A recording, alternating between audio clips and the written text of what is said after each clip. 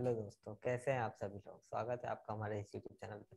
आज हमारे साथ है संतोष कैरोला भाई, जो कि एक ब्लॉगर, अफिलिएट मार्केटर और ऑथर हैं। उन्होंने बहुत सारी बुक्स अपनी पब्लिश की हैं। अमेजोन पे आप उनकी बुक्स को चेक कर सकते हैं, और उनकी बहुत सारी बुक्स हैं जो बेस्ट सेलिंग बुक्स भी है। तो उनकी लिंक भी मैं आपको डिस्क्रिप्शन में दे दूंगा, तो आप वहाँ से चेक कर सकते हैं। तो आज हम बात करने वाले हैं ब्लॉगिंग और अफिलिएट मार्केटिंग के बारे में, जिससे कि आपको बहुत सारी नई चीज़ें सीखने पड़ेगा। स्पेशली बिगिनर्स को ये वाले जो हमारी कन्वर्सेशन है इसको पूरा जरूर देना चाहिए, क्योंकि हम बहुत सारी ऐसी स्ट्रेटजी शेयर करने वाले हैं जो कि आपके लिए बहुत ज़्यादा हेल्पफुल हो सकती है। तो आइए शुरू करते हैं इस वीडियो को। हेलो संतोष भाई, कैसे हैं आप। हेलो आयुष भाई। बहुत बढ़िया हूँ। आप बताइए, आप कैसे हैं? मैं भी बढ़िया हूँ। थैंक यू वेरी मच इस चैनल पे हमारे आने के लिए। मोस्ट वेलकम भाई। हाँ, तो आज हम ब्लॉगिंग और अफिलिएट मार्केटिंग के बारे में बात करने वाले हैं। और हम्म, हम सारी ऐसी स्ट्रेटजी शेयर करेंगे जो कि सभी बिगनर्स को बहुत ही ज़्यादा हेल्प करे उनके ब्लॉगिंग के करियर में। जी तो आज जरूर, हम वीडियो शुरू डेफिनेटली। करते हैं। और सबसे पहले आप अपना एक छोटा सा कोई इंट्रोडक्शन दे दिए, ताकि आप जो भी व्यूअर्स हमारे देख सकते हैं आपको जान सकें अच्छे से। फ्रेंड्स, हेलो, मेरा नाम संतोष केरला है और मैं देहरादून से हूँ। मैं एक प्रोफेशनल राइटर, ब्लॉगर, ऑथर हूँ। और रिसेंटली मैंने काफ़ी बुक्स लिखी हुई हैं, तो आप अमेजोन पे जाके मेरी प्रोफाइल चेक कर सकते हैं। अलॉन्ग विद दैट आप मेरा ब्लॉग चेक कर सकते हैं, ब्लॉगिंग कॉस्मोस, जहाँ पर मैं ब्लॉगिंग से रिलेटेड, अपडेट मार्केटिंग से रिलेटेड और टेक्निकल स्टफ शेयर करता हूँ। और इसके अलावा दूसरा ब्लॉग भी है जो एक लाइफस्टाइल ब्लॉग है। अगर आप देखना चाहें तो वो भी चेकआउट कर सकते हैं। वो viali.com है ना, तो उसको डिस्क्रिप्शन में आपको लिंक्स मिल जाएंगे, है ना। तो ठीक है, आगे कंटिन्यू करते हैं भाई। हाँ, ब्लॉगिंग कॉस्मोस वियाली की और इनके अमेजोन की जो प्रोफाइल है, तीनों के लिए आपको डिस्क्रिप्शन में दे दी है, तो आप वहाँ से इसको चेकआउट कर सकते हैं। हम्म, तो वीडियो शुरू करते हैं। तो भाई, सबसे पहला मेरा क्वेश्चन ये है कि बहुत सारे लोगों को ब्लॉगिंग में डाउट होता है कि ब्लॉगिंग शुरू कैसे करना, वो तो बात की है, लेकिन सबसे पहले लोगों को ये डाउट होता है क्या एक ब्लॉगिंग अच्छा करियर ऑप्शन हो सकता है। क्योंकि ब्लॉगिंग लोग आजकल बहुत ज़्यादा सुन रहे हैं, हम्म, लेकिन वो सोचते हैं कि ये तो सिर्फ अभी एक ट्रेंडिंग चीज़ है, अभी कुछ समय ही चलेगी, लेकिन इसका फ्यूचर क्या हो सकता है। क्या लोगों को ब्लॉगिंग अभी शुरू करना चाहिए? इसके बारे में डेफिनेटली। आप क्या कहते हैं? आयुष, बेसिकली ब्लॉगिंग कोई ऐसा चीज नहीं है कि कोई नई चीज निकल के आई है। ब्लॉगिंग पहले से अवेलेबल थी।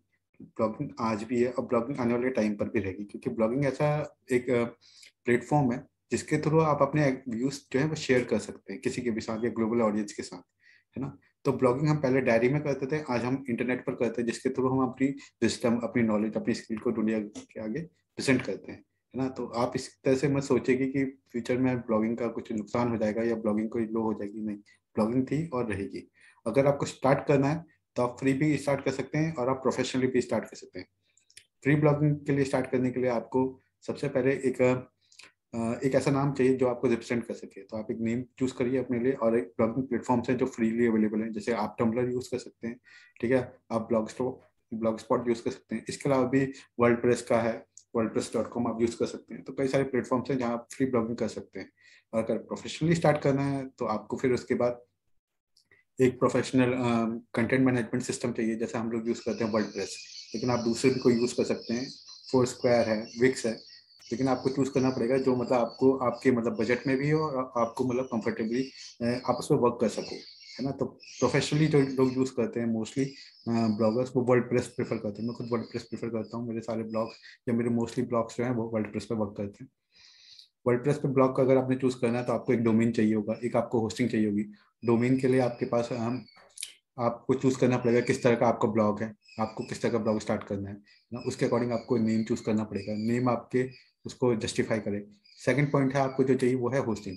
अब होस्टिंग जो है, होस्टिंग कई तरह की है, ठीक है। बिगनर्स के लिए अलग होस्टिंग होती है, एडवांस लेवल पे अलग होस्टिंग होती है। अगर आप इन्वेस्ट कर सकते हैं तो आप डेफिनेटली कुछ प्रीमियम क्वालिटी की होस्टिंग यूज करिए, जैसे कि आप ब्लू होस्ट यूज कर सकते हैं, या आप कई सारी होस्टिंग है, होस्टगेटर यूज कर सकते हैं, जैसे आपको कंफर्ट लगता है। लेकिन अगर आप बिगनर हैं और आप चाहते हैं मिनिमम आप इन्वेस्ट करें और मैक्सिमम आपको रिटर्न मिले, तो आप डेफिनेटली होस्टिंगर के लिए चाहिए। होस्टिंगर वो वेब होस्टिंग है जिसके लिए मतलब आपको ज़्यादा पे करना नहीं पड़ेगा और आपको मैक्सिमम रिटर्न और रिवेन्यू सर्विसेज मिलेंगी उनकी तरफ से। 24 आवर सर्विस देते हैं, और इस पैकेज में ऐसी सर्विस अभी तक इंडस्ट्री में और कोई होस्टिंग कंपनी आपको प्रोवाइड नहीं कर रही है। आप डेफिनेटली चेकआउट कीजिए होस्टिंगर की सर्विस और पैकेजेस।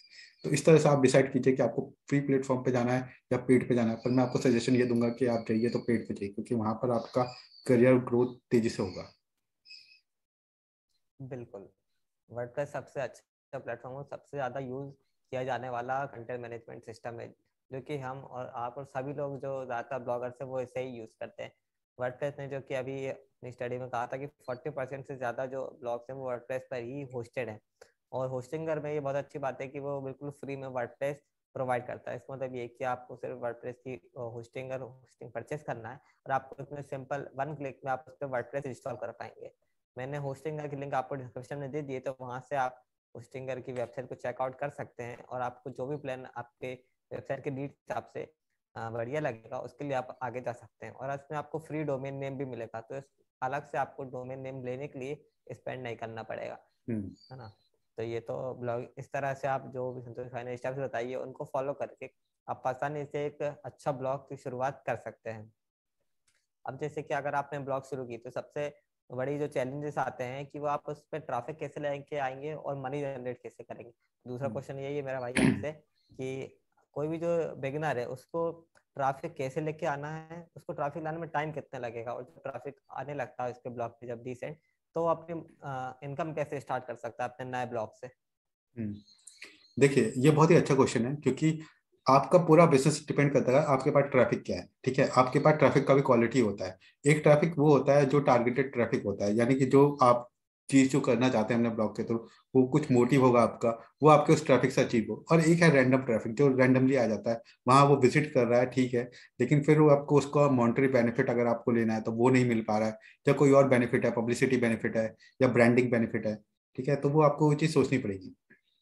अब क्वेश्चन ये है कि आपका ट्रैफिक कैसे आएगा। शुरू में आपने आज ब्लॉग होस्टिंगर पे स्टार्ट किया, बहुत बढ़िया ब्लॉग आपका वर्क कर रहा है, आपने कंटेंट भी जो लाजवाब लिखा है, आपके कंप्यूटर से भी एक क्लास क्वालिटी कंटेंट लिखा है, मगर ट्रैफिक नहीं आएगा। वेल, ये बहुत ही मतलब ये कड़वी एक तरह से सच्चाई है जो कि आपको एक्सेप्ट सच्चाई है, करना होगा। जो मुझे बताना ही पड़ेगा, क्योंकि मैं ये नहीं चाहता हूँ कि आप ये सोचो कि आज आपने ब्लॉग लिखना शुरू किया और आपको 3-4 महीने में रिजल्ट मिलने शुरू हो गए। नहीं, हो सकता है आपको 6 महीने या 1 साल लग जाए और मनी कमाते कमाते 1 या 2 साल लग जाए। लेकिन अगर आप स्ट्रेटेजी वाइज वर्क करेंगे, आप अपनी विस्डम और स्किल को बढ़ाएंगे और आप सीखेंगे चीज़ों को, तो आपको ये ज़्यादा लंबा टाइम नहीं लगेगा। पैसिव इनकम और पैसिव जो आपका ब्लॉग ग्रोथ है वो अपने आप होने लग जाएगी। सबसे पहले आप अपने कंटेंट को बहुत ही क्वालिटी बेस्ड कंटेंट लिखिए। आप ये मत सोचिए कि आपने कंटेंट लिखा और आपको इसका रिजल्ट नहीं मिला। कोई बात नहीं, आपने लिखा डाला, रिजल्ट नहीं मिला, दूसरा कंटेंट लिखिए, उसको मतलब उस पर फोकस करिए। ठीक है, इस तरह से अपनी साइकिल को कंटिन्यू रखिए। जिस तरह से आप अपना कंटिन्यू आप रखते रहेंगे तो एक टाइम पे गूगल को भी शर्म आ जाएगी। वही बोलेगा कि ये बंदा बहुत डेडिकेटेडली लगा हुआ है, ये दे रहा है अपना 100%, कम से कम मुझे थोड़ा सा एक्सपोजर लोगों को देना ही पड़ेगा। तो कोई ना कोई कंटेंट या आर्टिकल आपका ऐसा टकरा जाएगा गूगल में, जहां पर आपके पास ऑडियंस आने लग जाएगी। उस समय वो ऑडियंस जो आपके पास आएगी वो एक टारगेटेड ऑडियंस होगी। उसको बिल्ड करना है आपको, वहां से उसको आपको खींचना है, अपने लिए नेटवर्क बिल्ड करने हैं, अपने प्रोफाइल में खींचना है, अपने ईमेल में खींचना है, अपने सोशल मीडिया प्रोफाइल्स में खींचना है। तो आपको कहीं ना कहीं एक ऑडियंस बिल्ड करनी है, किसी ना किसी प्लेटफॉर्म या मीडियम के थ्रू। उसके बाद जब वो बिल्ड होगा तो उसको आपको नर्चर करना है। नर्चर करने का मीन्स है आपको उसको केयर करनी है। आपको वहां पे ये नहीं कि वो अगर आपसे कनेक्टेड हो गए तो आपको सीधा उनको अपना प्रोडक्ट सेल करना है या सीधा ही आपको उनसे मॉनेटरी बेनिफिट लेना है। नहीं, उनको अपने फ्रेंड्स की तरह, आप उसे कस्टमर की तरह ट्रीट मत करिए, अपने गॉड की तरह ट्रीट कीजिए। ठीक है, जैसे हम कहते हैं ना कि कस्टमर हमारे गॉड होते हैं, तो वही हमारे गॉड है एक तरह से, क्योंकि हम बिजनेस में हैं। ठीक है, ब्लॉगिंग ये सब बिजनेस, अगर आप इसे बिजनेस मान के चल रहे हैं और अगर आप इसे हॉबी ब्लॉगिंग नहीं कर रहे हैं, तो आपको उनको गॉड की तरह ट्रीट करना पड़ेगा। आपको उनको वो रिसोर्सेस देने पड़ेंगे, वो इंफॉर्मेशन देना पड़ेगा, वो नॉलेज देना पड़ेगा, जिससे उनके वाकई में प्रॉब्लम कोई सॉल्व हो। तो आपका मोटिव यहाँ पे ये होना चाहिए। जैसे जैसे आप अपने कंटेंट के थ्रू उनकी प्रॉब्लम सॉल्व करते रहेंगे, वो लोग और कनेक्टेड होते रहेंगे। तो इससे गूगल को नोटिस मिलता है कि हाँ, जो बंदा जिसको मैं अपने ऑडियंस भेज रहा हूँ, ये उनको वाकई में उनकी टेक केयर कर रहा है, तो मुझे इसको और भेजना चाहिए, है ना। अब क्वेश्चन ये है कि कितना टाइम लगेगा इस तरह का ट्रैफिक को बिल्ड होने में। तो यहाँ पे मैं कहना चाहूंगा कि सिर्फ गूगल पे डिपेंडेंट नहीं रहना है, ये तो आपको करना ही है, ये तो होना ही है। ठीक है, इसका तो कोई अल्टरनेटिव नहीं है। लेकिन आपको और तरह का ट्रैफिक भी आपको बिल्ड करना है स्टार्टिंग में, जो आपको सोशल मीडिया से मिलेगा। सोशल मीडिया से एकदम से नहीं मिलेगा। तो कैसे लाना है सोशल मीडिया का ट्रैफिक? पहली बात, अपनी प्रोफाइल को ठीक करिए। अपनी प्रोफाइल को इस तरह का बनाइए जिससे लोग इंटरेस्टेड हों कि हाँ, ये बंदा इस तरह कंटेंट लिख रहा है, तो इसने मतलब किस तरह का अब तक का पीछे पास कंटेंट शेयर किया हुआ है। तो आपकी प्रोफाइल नीट एंड क्लीन होनी चाहिए, आपके कंटेंट से रिलेटेड होने चाहिए। ठीक है, आपके जितना भी आपका प्रोफाइल है, मेंशन है, डिस्क्रिप्शन है, बायो है, वो आपका एक्यूरेट होना चाहिए। आपकी प्रोफाइल का डिस्क्रिप्शन होना चाहिए वहाँ पर, ठीक है। आपकी प्रोफाइल में अगर आपका कोई ब्लॉग का लोगो है तो उसको ब्रांडिंग के तौर पर रिप्रेजेंट करिए, लोगो रखिए अपने पास, है ना। तो फिर जब जैसे जैसे आप लोगों को आप कंटेंट शेयर करेंगे, लोग देखेंगे, लोग नेचुरली कनेक्ट करेंगे। और साथ साथ फिर आप नेटवर्किंग भी कर सकते हैं लोगों के साथ जो सेम तरह का कंटेंट शेयर करते हैं, उनका कंटेंट शेयर करिए, ठीक है। उनसे पूछे सवाल या उनके सवालों का जवाब दीजिए। तो जैसे जैसे ये होगा आपका नेटवर्थ जो है ब्लॉगिंग की वो बिल्ड होती होगी। यहाँ पे नेटवर्थ है मतलब ट्रैफिक, ठीक है। उनको पहले बात तो ट्रैफिक मत करिए, उन्हें आप अपने फ्रेंड्स कहिए कि आप कितने फ्रेंड्स कनेक्ट कर सकते हैं अपने साथ, है ना। तो उनको ट्रीट करिए, जब वो फील गुड करेंगे डेफिनेटली वो आप पर ट्रस्ट करेंगे, जब वो ट्रस्ट करेंगे तो गूगल आप पे ट्रस्ट करेगा। तो इस तरह से आपका ट्रैफिक ग्रो होता है ना। यूट्यूबिंग करिए या जिस तरह से आप ला सकते हैं ऑडियंस या पीपल या फ्रेंड्स, कनेक्ट करिए उनसे बस। बिल्कुल। हाँ, जैसा कि संतोष भाई ने पूरी इफेक्टिव टिप्स आप शेयर किए, मैं भी कहना चाहूँगा कि आपको जो भी कंटेंट आप प्रोड्यूस कर रहे हैं उसको सर्च इंजन से ज़्यादा अपने यूजर्स के लिए क्रिएट कीजिए। अगर आपके यूजर्स को आपका कंटेंट पसंद आएगा तो डेफिनेटली वो आपसे कनेक्ट होंगे और उसको शेयर भी करेंगे, साथ ही जो भी प्रोडक्ट आप अपने प्रमोट कर रहे हैं उसको परचेज भी करेंगे, मतलब आपको कन्वर्जन रेट भी ज़्यादा बेटर मिलेगा।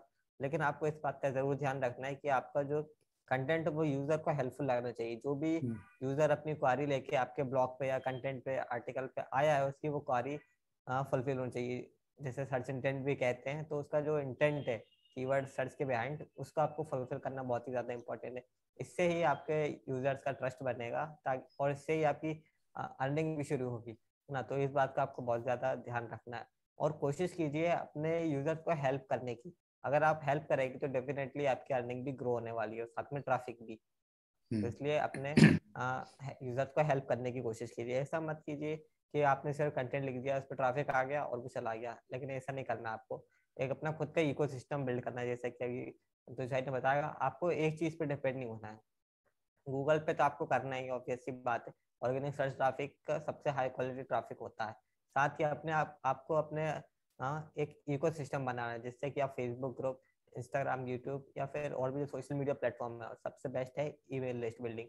अपना इकोसिस्टम बनाना, और वो ट्रैफिक होगा जो कि आप ओन करेंगे। मतलब कुछ भी आपने नई पोस्ट पब्लिश की तो आप इंस्टेंटली सारी ऑडियंस को बता सकते हैं कि हमने ये नया कंटेंट पब्लिश किया, तो आपको इंस्टेंट वेबसाइट पे ट्रैफिक मिलेगा, जो कि बहुत ही अच्छा क्वालिटी ट्रैफिक होगा। बहुत सारे जो प्रो ब्लॉगर्स हैं वो इस टेक्निक को यूज़ करते हैं अपनी वेबसाइट पे इंस्टेंट ट्रैफिक लाने के लिए। तो आपको इस चीज़ का भी ध्यान रखना है। और अब जैसी बात है, कंटेंट तो आपको अपने यूजर्स के लिए ही क्रिएट करना है, ना कि सर्च इंजन के लिए। उसके बाद जब आपका ब्लॉग ग्रो होने लगेगा तो उसके बाद आपको दूसरे ब्लॉगर से भी कनेक्ट होना है। लेकिन आपको इस चीज़ का वेट नहीं करना है कि जब आपका ब्लॉग ग्रो होगा तभी करना है। जिस दिन आप ब्लॉग क्रिएट करेंगे या ब्लॉग क्रिएट करने से पहले आपको दूसरे जो ब्लॉगर्स हैं आपके निश में, उनसे कनेक्ट होना बहुत ही ज़्यादा इंपॉर्टेंट है।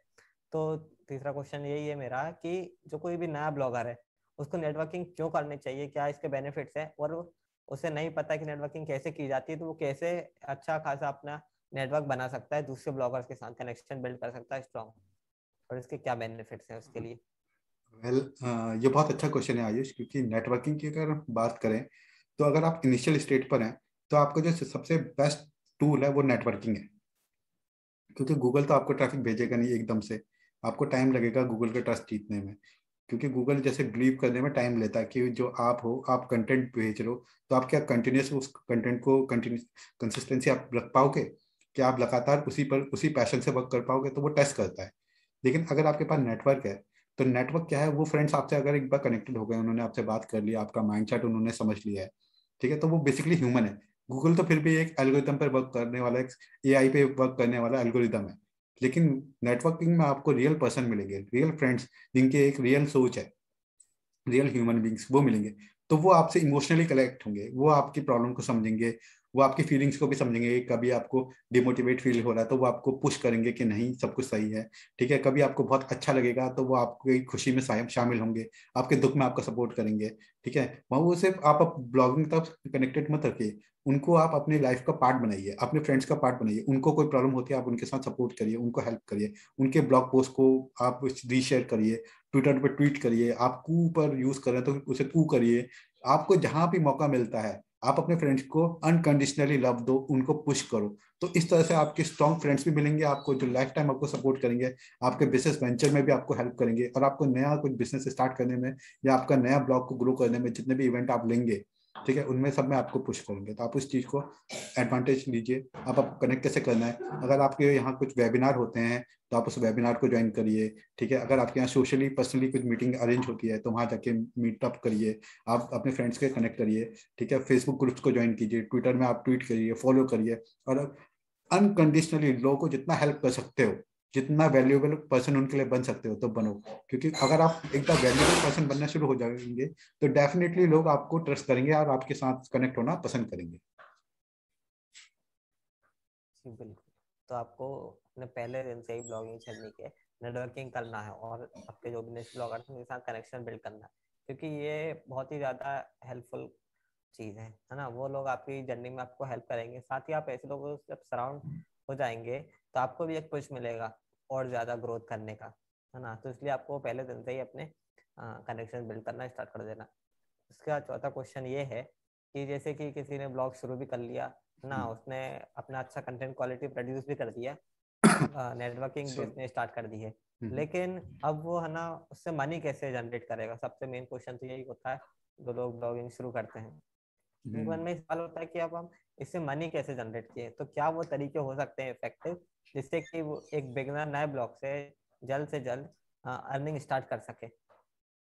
देखिए, पैसा ऑब्वियसली एक बहुत इंपॉर्टेंट फैक्टर है ब्लॉगिंग स्टार्ट करने, क्योंकि मोस्टली जितने भी 90% ब्लॉग्स स्टार्ट होते हैं वो मनी ओरिएंटेड होते हैं, मतलब वो उसके थ्रू मनी जनरेट करना चाहते हैं। तो आपको अगर मनी जनरेट करना है, ठीक है, तो उसके दो तरीके हैं। एक तो लॉन्ग टर्म विजन है। लॉन्ग टर्म विजन का मतलब है जहां पर आपको मतलब एक कोशिश करके एक पूरा सिस्टम और एक सेटअप इंफ्रास्ट्रक्चर बिल्ड करना होता है जो आपके लिए पैसिव या एक मनी फ्लो करता रहे। ठीक है, जो आपको पैसा मतलब जनरेट होता रहे।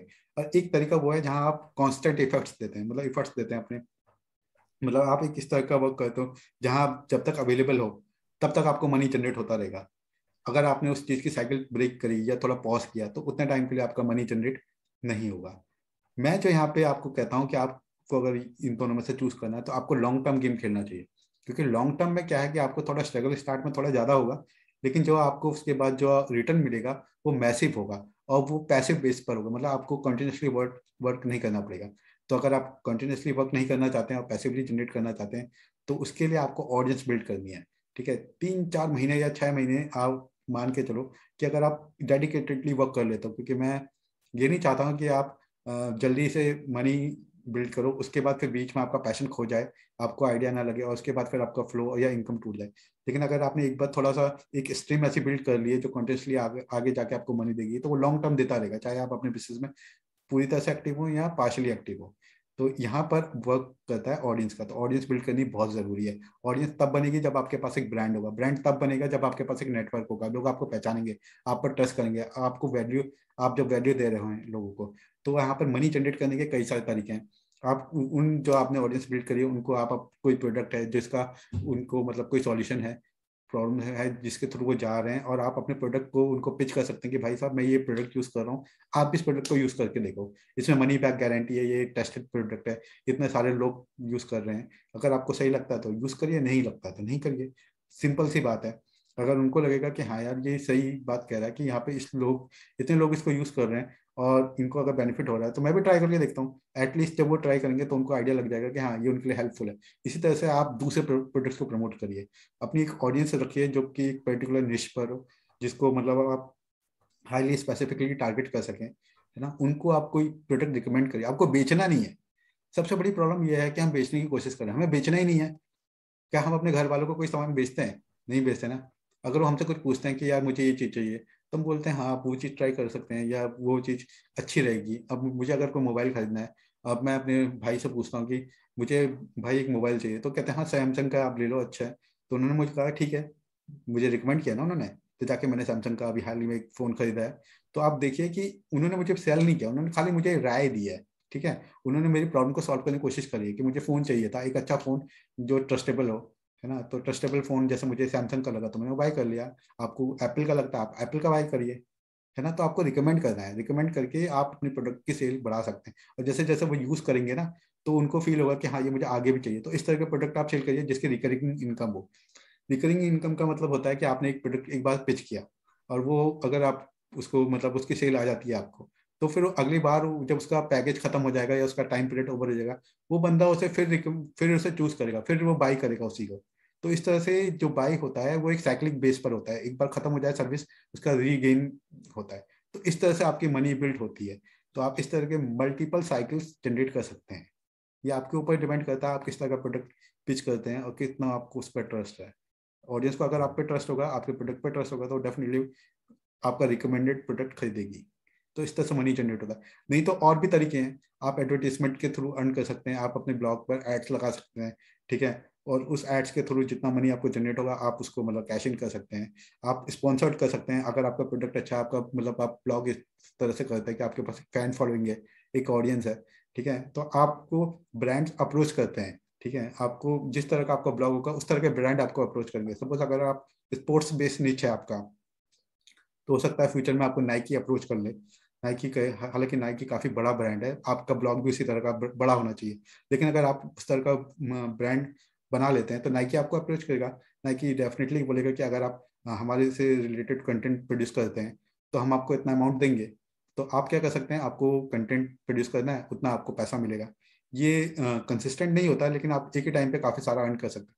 अगर आपका ब्रांड अच्छी क्वालिटी का, तो आप एक एक लिंक को मतलब अपने उसमें लगाने के लिए आप उसको $400-500 या अपने अकॉर्डिंगली चार्ज कर सकते हैं, जितना आपको सही लगता है आपके ब्रांड वैल्यू के अकॉर्डिंग, है ना। तो और भी कई सारे तरीके हैं, आप अपनी खुद की प्रोडक्ट को सेल कर सकते हैं। आपने अगर हो सकता है कुछ अगर कोर्स डेवलप किया है तो आप अपना कोर्स सेल करिए। आपके पास बुक्स होंगी, आप अगर बुक्स भी लिखते हैं, क्योंकि मैं खुद बुक्स लिखता हूँ तो मुझे पता है बुक्स भी अपनी सेल कर सकते हैं। और भी कई सारी चीजें हैं, आप कोई प्लानर है, प्लानर बिल्ड कर सकते हैं, उसको सेल कर सकते हैं। तो डिपेंड करता है कि आप किस तरह से उसे मोनेटाइज कर सकते हैं, क्योंकि एक ब्लॉग को मोनेटाइज करने के कई सारे तरीके हैं। तो आपको चूज करना है आपका बेस्ट क्या है। मोस्टली जो प्रेफर करते हैं लोग एफिलिएट मार्केटिंग कर रहे हैं आज के टाइम पे।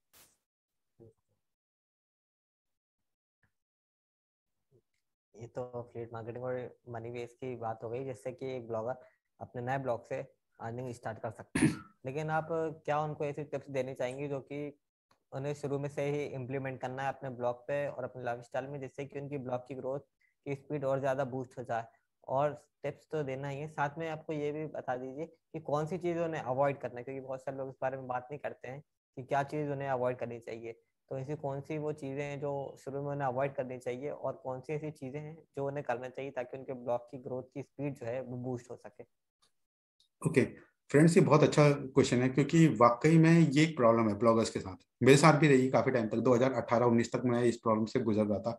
ये है ऑब्जेक्ट चाइनीज सिंड्रोम। क्या होता है चाइनीज सिंड्रोम? ये एक ऐसा प्रॉब्लम है जहां आपको लगता है कि ये प्रोडक्ट है, ये बहुत अच्छा प्रोडक्ट है ना, और आप इसको प्रमोट करना शुरू कर रहे हैं।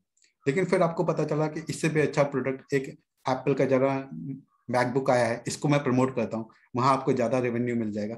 तो आप क्या करते हो, आप स्विच करते रहते हो एक जगह से दूसरी जगह, यानी आपके जो इफर्ट्स हैं वो मल्टीपल डायरेक्शन में लगते हैं। तो जब आपके इफर्ट्स मल्टीपल डायरेक्शन में लगते हैं तो ये सबसे बड़ी प्रॉब्लम है, क्योंकि वहां पे आपको रिटर्न कहाँ से मिलेगा, क्योंकि आप नई चीजों को ट्रैक कर सकोगे ना, आपके पास कोई ऐसा सिस्टम है जो उसी तरफ मतलब पुश करेगा आपको, है ना। तो आप वहां पे क्लूलेस हो जाते हो। तो ये ऑब्जेक्ट जो है चाइनीज सिंड्रोम का जो प्रॉब्लम है, डिसऑर्डर है, इसको आप इससे बाहर आइए और इसकी जगह आप वन थिंग पर फोकस करिए। वन थिंग का मतलब होता है, ये काफी फेवरेट बुक है मेरी, वन थिंग। तो वन थिंग का मतलब होता है कि आप एक ऐसे ऑब्जेक्ट पर फोकस हो जहां पर आप लेजर टारगेट के थ्रू मतलब अपना पूरा इंटेंशन दे रहे हो, है ना। तो जब आप इस तरह से वर्क करते हो तो आपका फोकस एक जगह पर लगता है, तो आपके इफर्ट्स जो है एक सिस्टमेटिक अप्रोच को फॉलो करना शुरू कर देते हैं, ठीक है। तो सबसे पहले तो आप ये करिए। और दूसरा चीज, आप अपने माइंडसेट पर फोकस करिए।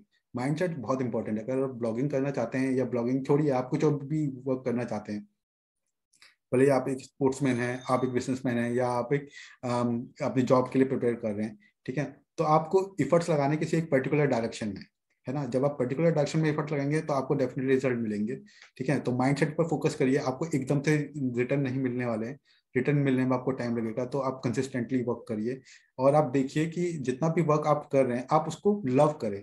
मतलब ये नहीं कि आप उसको मतलब आप दे रहे हो, आपको एक्सपेक्टेशन है, नहीं मिल रहा है तो आप फिर डिमोटिवेट हो जा रहे हैं। नहीं, ऐसा नहीं करना है, क्योंकि डिमोटिवेट अगर आप हो गए तो यही तो मतलब यहाँ पर लॉ ऑफ यूनिवर्स वर्क करता है। आपको उससे वर्क करना पड़ेगा, पैशन देना पड़ेगा, लव देना पड़ेगा उस चीज को। जब आप लव दोगे ना, तो एट द टाइम वो भी आपको return back the law of reciprocity work करता है, यानी आप जितना उसे दोगे उतना आपको वापस रिटर्न मिलेगा। तो इस तरह का माइंडसेट आपको बिल्ड करना है, पैशन रखना है, थोड़ा कंसिस्टेंटली वर्क करना है, पेशेंस रखना है और ईगर नहीं होना है। ठीक है, ईगर नहीं होना है, मतलब आपको थोड़ा पेशेंस रखना है, आपको अपने कंपटीशन को भी देखना है, अपने मार्केट को भी देखना है, अपने फ्रेंड्स को देखना है कि आपके निश में जो आपके फ्रेंड्स हैं वो किस तरह से वर्क कर रहे हैं। उनको कंपटीशन मतलब मानना भी नहीं चाहिए, क्योंकि आप कंपटीशन नहीं बोल सकते उनको। वो आपके एक तरह से एक आपके एक डायरेक्शन प्रोवाइडर है, वो आपको डायरेक्शन देंगे कि अगर इस टाइप से या इस तरफ को लोग जा रहे हैं तो आप देखिए कि वो चीज़ क्या वो सही कर रहे हैं, उनके साथ कुछ ऐसा सही हो रहा है जिसके थ्रू वो अर्न कर रहे हैं या वो अपनी सक्सेस को गेन कर रहे हैं, वो ऐसा क्या कर रहे हैं जिसके थ्रू उनको सक्सेस मिल रही है। जरूरी नहीं कि आप उस पैटर्न को फॉलो करो, लेकिन आप उनके पैशन को देख सकते हो, उनसे मॉरल लेसन ले सकते हो, या वो आप उनको देख सकते हो कि कितना हार्ड वर्क कर रहे हैं, डिटरमाइंड कितने हैं वो उस चीज के प्रति। उस चीज को आप अपनी चीज में इंप्लीमेंट करो। ठीक है, आप उस रास्ते नहीं जाना है मत जाओ, और जाना है तो जा भी सकते हैं, लेकिन उस चीज को देखिए कि वो चीज आपको मतलब किस इफर्ट्स के थ्रू या कितने पैशन रखने में आपको मिल जाएगी, और डेफिनेटली आपको मिलेगी। क्योंकि अगर आप 100% देने को रेडी हैं तो ऐसा कुछ भी पॉसिबल नहीं है जो आपको नहीं मिले। बस आपको ऑनेस्टी से वर्क करना पड़ेगा, आपको ऑनेस्ट रहना पड़ेगा अपने काम के प्रति और खुद के प्रति। डेडिकेशन से वर्क करिए और वाकई में ये चीज़ अवेलेबल हो जाती है। बिल्कुल, जैसा कि संतोष भाई ने बताया, सभी टिप्स आपको फॉलो करना है अगर आप अच्छी मनी जनरेट करना चाहते हो, रियली में अपने ब्लॉग को लॉन्ग टर्म के लिए ग्रो करना चाहते हैं। जैसा कि उन्होंने बताया कि पेशेंस और कंसिस्टेंसी, बिल्कुल ये सच बात है कि patience and consistency is the key to success in blogging. आपके पास पेशेंस जरूर होना चाहिए और आपको कंसिस्टेंसी के साथ इसमें काम करना है। ऐसा नहीं कि आप एक महीने में आपने एक ब्लॉग पोस्ट लिख दी फिर एक महीने बाद ऐसे लिख दिए, नहीं, आपको कंसिस्टेंसी अपने ब्लॉग पर वर्क करना है और आपको आसानी से रिजल्ट मिलना शुरू हो जाएंगे। लेकिन अगर आपको रिजल्ट मिलने में टाइम लगता है तो उस कठिन समय में आपको अपना पेशेंस को लूज नहीं करना है, पेशेंस आपको अपना बनाए रखना है। आज नहीं तो कल आपको रिजल्ट जरूर मिलेंगे, क्योंकि आप अपना वर्क कर रहे हो उसमें अगर सही स्ट्रेटजी के साथ वर्क करना है तो रिजल्ट आपको और भी ज़्यादा जल्दी मिलने शुरू हो जाएंगे। जो न्यू बिगनर्स लोग होते हैं उन्हें नहीं पता होता है कि हमें कैसे डायरेक्शन में वर्क करना है, क्या स्ट्रेटेजीज है जिससे कि हम अपने ब्लॉग को सक्सेसफुल बना सकते हैं या फिर मनी जनरेट कर सकते हैं। तो उसमें उन्हें टाइम लग सकता है, तो उसमें टाइम में आपको वेस्ट नहीं करना, उसमें आपको सीखना बहुत सारी चीज़ें, और इसी चीज़ों को सीखते सीखते आपको आना पेशेंस लूज नहीं करना। पेशेंस बहुत ही ज़्यादा इंपॉर्टेंट चीज़ है, और आपका अपने माइंडसेट को भी ऐसा नहीं करना, पॉजिटिव माइंडसेट आपको अपना बिल्ड करना है ताकि आप इसमें अच्छे से काम कर सके, है ना। और बाकी वेज तो हमने शेयर कर चुके हैं कि आप कौन से ऐसे वेज हैं जिससे कि आप अपने ब्लॉगिंग से अच्छी खासी मनी जनरेट कर सकते हैं, है ना। तो इसके बाद हम बात करते हैं कि अफिलिएट मार्केटिंग ब्लॉगिंग से आप साथ में कर ही सकते हैं, लेकिन एक कॉमन क्वेश्चन रहता है बहुत सारे न्यूबीज के लिए कि एडसेंस और अफिलिएट मार्केटिंग में से दोनों बेस्ट क्या ऑप्शन हो सकते हैं। दोनों ही बहुत ही ज्यादा यूज किए जाने वाला ऑप्शन है ब्लॉगिंग को मोनेटाइज करने के लिए, तो इन दोनों में से बेस्ट कौन सा हो सकता है और किन के लिए कौन सा वाला ऑप्शन बेस्ट है। ओके, देखिए कई सारे तरह से पैसे बन सकते हैं। तो मोस्टली जो लोग प्रेफर करते हैं वो एक एडवर्टीजमेंट मेथड है जिसे हम कहते हैं एडसेंस। ये गूगल के थ्रू प्रोवाइडेड है, इसके थ्रू आप एड्स लगा सकते हैं अपने ब्लॉग में। दूसरा होता है आप डायरेक्ट या फिर इनडायरेक्ट आप कोई प्रोडक्ट सेल करवा सकते हैं किसी वेंडर का, या एफिलिएट मार्केटिंग का मॉड्यूल है। दोनों ही बहुत ही फेमस तरीके हैं जिसके थ्रू आप अर्न कर सकते हैं। मोस्टली अगर मैं कहूँ, पहला जो मतलब ब्लॉगिंग शुरू हुई थी उसमें जो कॉन्सेप्ट चलता था वो था एडवर्टीजमेंट डिस्प्ले का। तब डिस्प्ले एडवर्टीजमेंट दिखाते थे अपने ब्लॉग में और अर्न करते थे, लेकिन उसके लिए उस टाइम पे कंपटीशन उतना ज़्यादा नहीं था, तो आपके पास ट्रैफिक भी आ जाता था, है ना। तो आपको अगर वहाँ अच्छा ट्रैफिक मिलता है तो आप एड्स दिखा के भी पैसिवली इनकम जनरेट कर सकते हैं। अच्छे कंटेंट लिखिए, अच्छा वैल्यूएबल कंटेंट लिखिए, ऑर्गेनिकली रैंक करवाइए अपने ब्लॉग को। गूगल से लोग आते हैं, आपका ऐड देखते हैं, क्लिक करते हैं। ठीक है, तो अगर पे पर क्लिक करते हैं, अगर पीपीसी है ऐड आपका, तो आप देखिए कि आपको मतलब जो ऐड जो मिलेगा वो आपको किस तरह का मतलब किस तरह से रेवेन्यू जनरेट कर सकता है। वो डिस्प्ले के बेस पे कराता है या फिर आपको ऐड क्लिकिंग के बेस पे कराता है ना। तो गूगल जो है ऐड क्लिकिंग के बेसिस पे आपको देखता है, पेपर क्लिक पर है, मॉड्यूल पे वर्क करता है। ठीक है, दूसरा अगर हम स्विच करते हैं तो वहां पर है आप किसी प्रोडक्ट की सेल करवा देते हैं अपने कंटेंट के थ्रू, कंटेंट राइटिंग के थ्रू। एड जो आप डिस्प्ले करेगा वो आपको ज़्यादा रेवेन्यू जनरेट नहीं करेगा जब तक कि आपके पास ह्यूज ट्रैफिक नहीं है। लेकिन अगर आपके पास मिनिमम ट्रैफिक भी है और आप एक प्रोडक्ट को सेल करवा देते हैं तो वो आपको अधिक पैसा बना के दे देगा इन कंपैरिजन टू आपके ऐड के थ्रू। तो आजकल जो मॉडल है, जो मतलब मैसिव जो मास है, वो शिफ्ट हो रहा है आपका एडवर्टीजमेंट से जो एफिलिएट की तरफ। क्योंकि अफिलिएट के थ्रू आप एक अच्छा यूजर एक्सपीरियंस देते हैं कस्टमर को। क्योंकि आज आजकल क्या होता है कि एड्स को लोग थोड़ा अनोइंग मानते हैं। गूगल एड्स अगर आपके उसमें डिस्प्ले हो रहा है तो वो थोड़ा आपके ऑडियंस को डिस्ट्रैक्ट कर सकता है, क्योंकि हो सकता है उस पर क्लिक करके ऑडियंस कहीं और पहुंच जाए, है ना। तो बिल्कुल। होता क्या है कि आप अगर ऑडियंस को अगर आप अपने ब्लॉग से दूसरी जगह भेजने में आपको कोई टेंशन नहीं है तो आप यूज करिए, कोई दिक्कत नहीं। लेकिन अगर आप चाहते हैं कि आप अपने ऑडियंस को एक कस्टमाइज पूरा एक यूजर एक्सपीरियंस के साथ आप प्रोडक्ट भी सेल करें, मनी भी अर्न करें, तो अफिलिएट मार्केटिंग इस की। और लोगों को यही चीज अफिलिएट मार्केटिंग की पसंद आ रही है। वहां पर आपको प्रोडक्ट आपको बिल्ड नहीं करना है, आपको कस्टमर सर्विस नहीं करना, आपको रिफंड की टेंशन नहीं है, आपको उस प्रोडक्ट की जो क्रिएशन है या फिर उसकी शिपिंग पे जितना वक्त लगेगा उसके ऊपर आपको फोकस नहीं करना। आपको सिर्फ अपने ऑडियंस को वो प्रोडक्ट रिकमेंड करना है। अगर उनको पसंद आता है और वो उन्हें लगता है कि ये वर्थ बाइंग है तो वो डेफिनेटली बाई करेंगे। अर्निंग भी होगी, ठीक है, वो आपसे कनेक्टेड भी रहेगा और आपकी वेबसाइट पे भी रहेगा। लेकिन वेबसाइट अगर आप उधर से अर्न करते हैं तो फिर आपको पता है कि वो सोच सकता है आपकी वेबसाइट को छोड़ के चल जाए। और दूसरी बात यह है कि यूजर एक्सपीरियंस खराब करता है आपका एड्स। लेकिन अगर आपके पास मास फॉलोइंग है तो आप उसको यूज कर सकते हैं। लेकिन अगर मास फॉलोइंग नहीं है तो आई विल रिकमेंड कि आप अफिलिएट मार्केटिंग के साथ जाएं। जी बिल्कुल। अफिलिएट मार्केटिंग अगर आपके पास डिसेंट ट्रैफिक भी है तो भी आप उससे एक अच्छी खासी इनकम जनरेट कर सकते हैं। लेकिन एडसेंस के लिए आपको बहुत ज़्यादा ट्रैफिक की ज़रूरत है उसे मनी जनरेट करने के लिए। इसलिए अगर आप बिल्कुल बिगनर है तो मैं रिकमेंड करूंगा कि आप अफिलिएट मार्केटिंग से अपने ब्लॉग की शुरुआत करें अगर आप जल्दी से अर्निंग करना चाहते हैं। अगर आपके पास बहुत ज़्यादा ट्रैफिक है तो फिर आप उस पर एडसेंस के ऐड जो आते हैं उसको प्लेस कर सकते हैं, उससे मनी जनरेट कर सकते हैं। और अफिलिएट मार्केटिंग एक लॉन्ग टर्म गेम है ना। तो इसमें भी आपको थोड़ा पेशेंस रखना जरूरी है। बहुत सारे ऐसे अफिलिएट मार्केटर्स हैं जो कि अपने ब्लॉग से अच्छी खासी इनकम जनरेट कर रहे हैं। तो आज के लिए मेरे हिसाब से इतना काफ़ी है। बहुत सारी टिप्स और स्ट्रेटजी हमने शेयर की है जो कि सभी बिगनर्स के लिए और इवन इंटरमीडिएट लोगों के लिए बहुत ज़्यादा हेल्पफुल होंगी, है ना। तो मुझे उम्मीद है कि आप सभी लोगों को ये वीडियो पसंद आई होगी, कन्वर्सेशन पसंद आया होगा और आपको बहुत सारी नई चीज़ें सीखने को मिली होगी। आपको जो कुछ भी सीखने को मिला है या जो कुछ भी थॉट्स आपके इस कन्वर्सेशन के बारे में कमेंट में हमें ज़रूर बताइए ताकि हम ऐसी कन्वर्सेशन और भी आगे ला सकें अलग अलग लोगों के साथ। Thank you. और चैनल को सब्सक्राइब करना ना भूलिएगा। और अगर आपको ये कन्वर्सेशन पसंद आई है तो उस वीडियो को लाइक भी कर दीजिए ताकि और भी ज़्यादा लोगों तक ये वीडियो पहुँच सके और इस कन्वर्सेशन का वो भी बेनिफिट ले सकें। थैंक यू भाई हमारे चैनल पे आने के लिए। थैंक यू आयुष, मुझे चांस देने के लिए आपका बहुत बहुत शुक्रिया।